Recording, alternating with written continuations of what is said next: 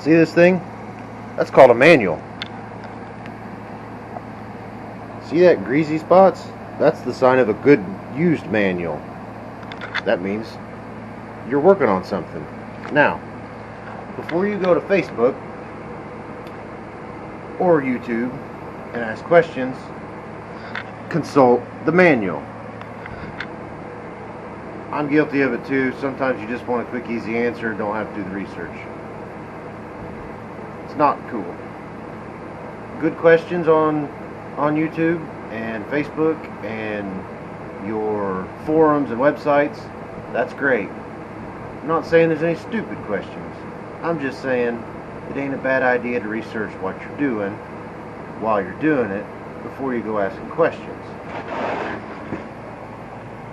You see all these? Those are manuals for vehicles I have or do own. They've helped me a lot.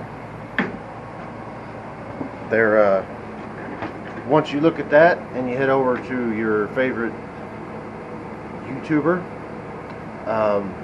hey, they would love to see a view. I mean, there's probably some poor, starving videographers that would love to have your clicks to find out how to do what you're doing, because they're doing it. That's part of why I love YouTube so much.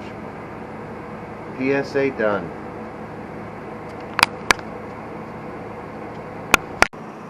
Although I do love my new Pittsburg toolkit, I do not love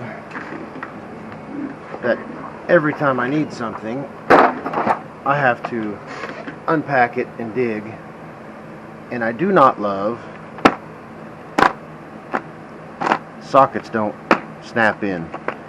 So if you drop this like I did immediately after I bought it, it is way worse than 52 card pickup to get everything put back together.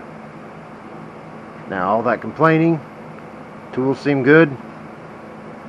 The price was right.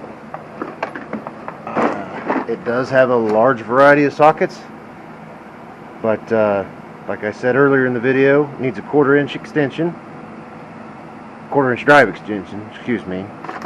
These need to lock in somehow a little better. My old Stanley is great at that. Haven't lost anything out of it.